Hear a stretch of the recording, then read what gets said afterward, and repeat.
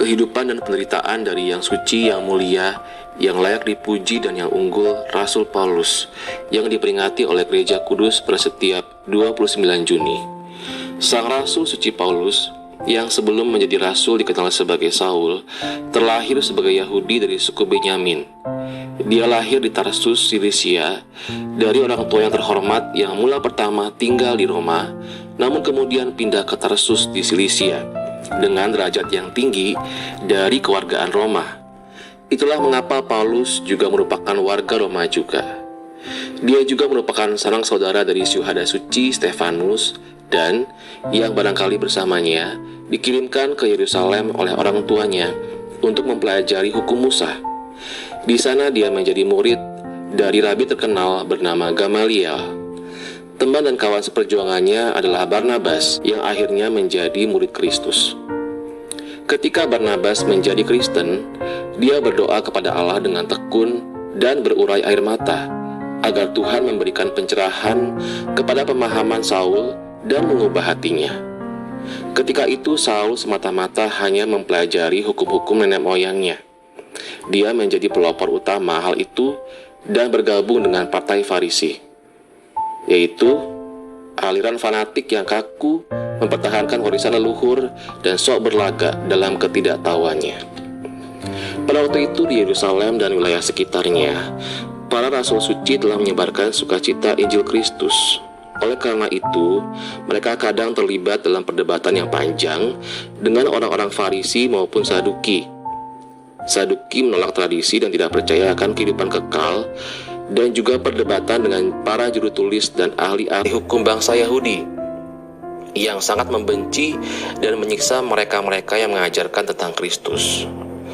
Saul juga membenci para rasul suci dan bahkan tidak ingin mendengarkan siapapun yang mengkhotbahkan tentang Kristus dan mengejek Barnabas yang telah menjadi rasul Kristus.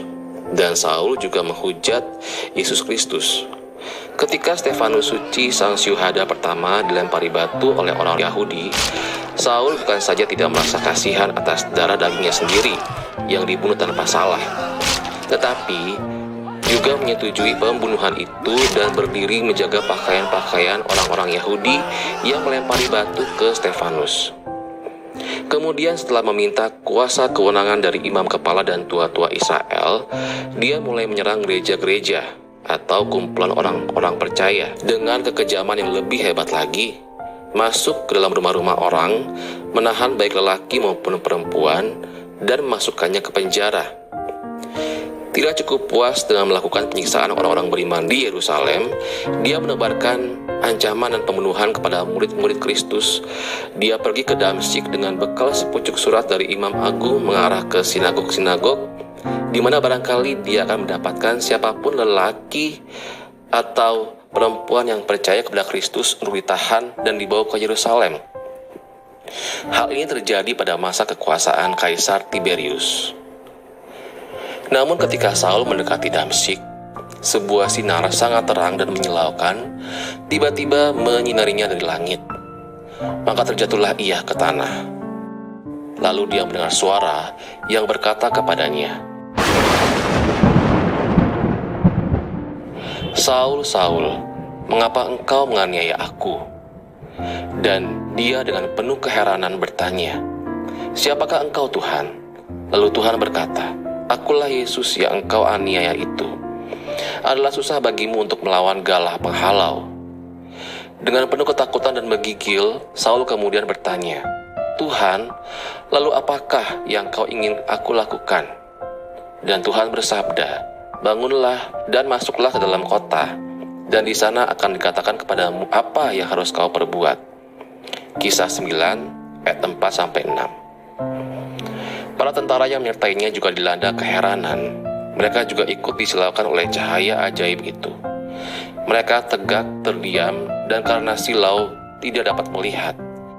Mereka pun mendengar suara berkata kepada Saul, tetapi tidak nampak seorang pun. Mematuhi perintah Tuhan, Saul bangkit, berdiri dari tanah. Meskipun matanya terbuka, ia tidak dapat melihat apapun. Mata badannya telah menjadi buta. Namun, dia kemudian mulai dapat melihat melalui mata hatinya. Pasukannya menyertainya dan ajudannya menuntun menuju ke Damaskus. Dia tinggal di sana selama 3 hari. Tidak dapat melihat apapun. Dalam pertobatannya, dia tidak makan apapun, tetapi membawa dirinya dalam doa terus-menerus, sehingga Tuhan menyatakan kepada Saul kehendaknya. Tinggallah di Damsyik rasul suci Ananias, dan Tuhan menampakkan diri kepadanya dalam suatu penglihatan, memerintahkan Ananias menemui Saul yang tinggal di rumah seorang yang bernama Yudas, dan untuk memelekkan mata badaninya lagi dengan cara menyentuhnya, dan juga jiwanya dengan baptisan suci. Ananias menjawab, "Tuhan, aku telah mendengar dari orang banyak betapa banyak kejahatan telah dilakukan terhadap orang-orang suci-Mu di Yerusalem. Dan di sini dia telah memiliki kuasa dan kewenangan dari imam-imam kepala untuk mengikat semua orang yang memanggil nama-Mu."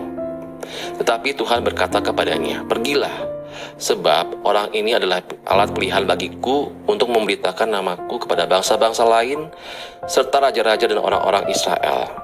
Aku sendiri akan menunjukkan kepadanya betapa banyak penderitaan yang harus ia tanggung oleh karena namaku." Kisah 9 ayat 13-16. Ananias lalu melakukan seperti apa yang diberitakan Tuhan, menemui Saul dan menumpangkan tangan ke atasnya. Dan seketika itu juga, seperti sisik kerak terlepas dari matanya, lalu dia dapat melihat lagi, lalu bangun, menerima baptisan dan dipenuhi oleh Roh Kudus, yang mentahbiskannya untuk pelayanan rasuliah. Lalu dengan segera, dia mulai mengkhotbahkan tentang Tuhan Yesus Kristus di sinagog-sinagog bahwa dia adalah anak Allah.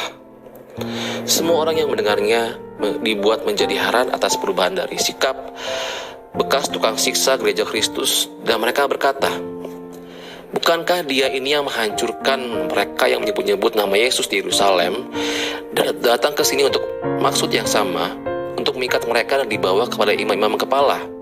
Namun Saul sudah dipenuhi dengan semangat suci, bertumbuh dengan lebih kuat dalam iman percayanya, dan menimbulkan kekhawatiran besar kepada umat Yahudi yang tinggal di Damsyik.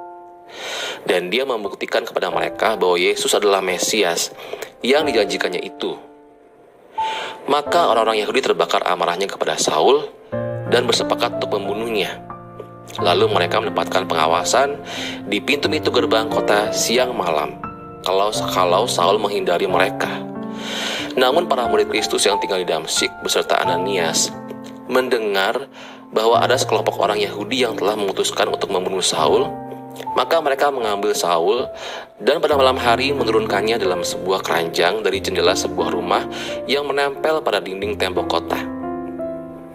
Ketika meninggalkan Damsyik, dia tidak serta-merta segera pergi ke Yerusalem, tapi pergi ke Arab, sebagaimana tertulis dalam suratnya ke jemaat Galatia. "Aku berunding tidak dengan daging ataupun darah. Tidak juga aku pergi ke Yerusalem kepada mereka yang telah menjadi rasul sebelum aku, tetapi aku pergi ke Arab dan kembali lagi ke Damsyik. Kemudian sudah 3 tahun aku pergi ke Yerusalem untuk menemui Petrus." Galatia 1 ayat 16-18. Saat kedatangannya di Yerusalem, Saul mencoba bergabung dengan murid-murid Kristus, tetapi mereka takut kepadanya, tidak percaya kalau dia telah menjadi seorang murid Tuhan. Namun Rasul Suci Barnabas mempercayainya karena Barnabas telah memohon dengan sungguh-sungguh kepada Tuhan yang Maha Baik mengenai Saul, dan Barnabas yakin bahwa dia tidak akan membiarkan doanya tidak terjawab. Sang petobat Saul tersungkur bersujud di kaki sahabatnya itu dan menangis. "Oh Barnabas, guru kebenaran, sekarang aku telah yakin akan kebenaran itu, yaitu apa yang engkau beritahukan kepadaku tentang Kristus." Barnabas meneteskan air mata sukacita dan memeluk temannya itu, lalu menggandengnya, membawanya kepada para rasul. Lalu Saul menceritakan kepada mereka bagaimana dia melihat Tuhan di jalan yang menuju ke Damsyik, dan bagaimana dia berkhotbah dalam nama Yesus di sana. Para rasul suci dipenuhi dengan sukacita, dan mereka memuliakan Kristus. Dan bahkan di Yerusalem, sang suci Saul menentang orang-orang Yahudi dan penganut Helenis dalam nama Tuhan Yesus, dan menunjukkan kepada mereka bahwa Yesus adalah Mesias yang telah dinubuatkan para nabi. Pada suatu hari pada saat sembahyang di bait Allah, Saul tanpa disangka-sangka dan di luar kehendaknya sendiri mengalami sukacita, lalu melihat Tuhan yang berkata kepadanya, "Segeralah dan cepat tinggalkan Yerusalem, karena mereka tidak ingin menerima kesaksianmu tentang aku." Saul berkata, "Tuhan, Engkau mengetahui bahwa aku menjebloskan dalam penjara dan memukul di setiap sinagog setiap orang yang percaya kepada Engkau. Dan ketika darah martirmu, Stefanus ditumpahkan, aku juga berdiri di dekatnya, serta menyetujui kematiannya, dan menjaga pakaian-pakaian mereka yang membunuhnya. Tetapi Tuhan berkata, berangkatlah, aku akan mengirimmu jauh dari sini untuk bangsa-bangsa lain." Kisah 22 ayat 18-21. Sesudah menerima penglihatan ini, Sang Suci meskipun dia ingin tinggal beberapa hari lagi di Yerusalem, karena dia mendapatkan penghiburan dari percakapannya dengan para rasul, tapi dia tidak dapat melakukannya. Sementara orang-orang Yahudi yang terlibat perdebatan dengannya mengenai Kristus sangat gusar dan ingin membunuhnya. Mendengar hal itu, orang-orang Kristen di Yerusalem menyertainya pergi ke Kaisarea, dan dari sana dia naik kapal ke Tarsus, kampung halamannya, dan dia tinggal untuk sementara waktu di sana, mengajarkan firman Allah kepada bangsanya sendiri. Atas ilham Roh Kudus, datanglah Barnabas menjemput Saul dan bersamanya menuju Antiokhia di Syria, karena telah mengetahui penunjukannya untuk menjadi rasul bagi bangsa-bangsa. Di sana, Saul mengajar sinagog-sinagog sepanjang tahun. Mereka meyakinkan banyak orang untuk menjadi percaya, dan mereka disebut orang Kristen. Ketika tahun sudah berlalu, kedua orang suci tersebut, yaitu Barnabas dan Saul, kembali ke Yerusalem dan menyampaikan kepada para rasul tentang apa yang telah dicapai di Antiokhia dengan rahmat Allah. Dan itu membawa kesukaan besar kepada gereja Kristus di Yerusalem. Terlebih, mereka membawa serta sumbangan amal dari para donatur Kristen di Antiokhia untuk membantu saudara-saudara seiman yang miskin dan sengsara di Yudea. Karena saat itu, di masa kekuasaan Kaisar Claudius, terjadi kelaparan besar yang telah dibuatkan melalui wahyu khusus dari Sang Roh Kudus melalui Agabus, satu dari 70 rasul. Meninggalkan Yerusalem, Barnabas dan Saul kembali ke Antiokhia, di mana mereka tinggal beberapa waktu untuk berpuasa dan berdoa dalam perayaan ibadah suci dan mengajarkan firman Allah. Hal itu menyenangkan Sang Roh Kudus, sehingga mereka dikirim untuk mengajar orang-orang pagan. Sang Roh Kudus berkata kepada para tua-tua gereja Antiokhia, "Khususkanlah bagiku Barnabas dan Saul untuk pekerjaan yang akan aku tugaskan kepada mereka." Kisah 13 ayat 2. Kemudian para tua-tua mengambil waktu untuk berpuasa dan berdoa, lalu menumpahkan tangan atas mereka dan melepaskan mereka berangkat. Mengikuti ilham dari Sang Roh Kudus, Barnabas dan Saul berangkat ke Seleukia, dan dari sana naik kapal menuju ke Pulau Siprus atau kampung halaman Rasul Barnabas. Di sana di kota Salamis, mereka mengajarkan firman Allah di sinagog-sinagog orang Yahudi. Kemudian mereka melanjutkan perjalanan menjelajahi seluruh pulau sampai tiba di Pafos. Di sana mereka bertemu seorang bernama Elimas, seorang Yahudi yang memiliki nama panggilan Bar-Jesus. Dia adalah seorang penyihir dan nabi palsu. Elimas bersama dengan gubernur daerah itu yang bernama Sergius Paulus, seorang yang sangat pandai dan sepertinya memiliki pengaruh kepadanya. Sang gubernur memanggil Barnabas dan Saul karena ingin mendengarkan firman Allah dari mulut mereka.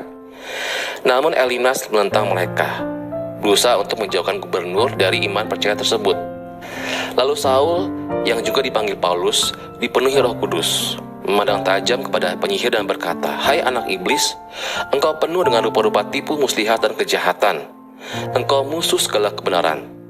Tidakkah engkau akan berhenti membelokkan jalan Tuhan yang lurus itu? Sekarang lihatlah, tangan Tuhan datang menimpa engkau dan engkau menjadi buta. Beberapa hari lamanya engkau tidak dapat melihat matahari." Kisah 13 ayat 10-11. Lalu tiba-tiba kabut dan gelap meliputi penyihir itu. Dia menaba-raba ke sana ke sini, mencari seseorang agar mau menuntunnya. Kemudian sang gubernur melihat apa yang telah terjadi itu, lalu menjadi orang percaya penuh dan terkagum-kagum akan pengajaran Tuhan, dan bersamanya juga banyak orang menjadi percaya, dan kumpulan orang-orang beriman tumbuh dan berkembang.